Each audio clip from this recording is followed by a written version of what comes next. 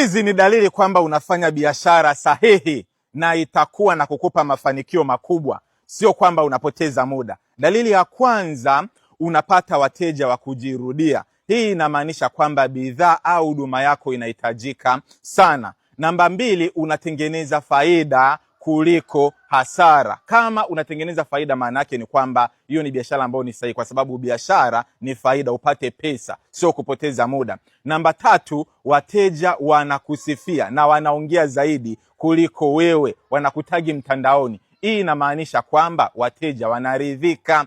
Namba 5, inatatua tatizo halisi la mteja. Hii inamaanisha kwamba wateja wako wataendelea kuhitaji hiyo bidhaa au huduma yako. Namba 5, inakupa amani ya moyo. Sio biashara ambayo ukilala unakosa usingizi, unawaza kesho itakuwaje. Na mwisho, kama biashara yako kuna watu ambao wanapenda kujifunza, wanatamani waelekeze, wanasema wewe ni role model wao, au wanatamani wawekeze kwenye biashara yako, basi ujue unafanya biashara ambayo ni sahihi. Hebu niambie, kwenye hizo dalili 6, biashara yako ina dalili ngapi humo?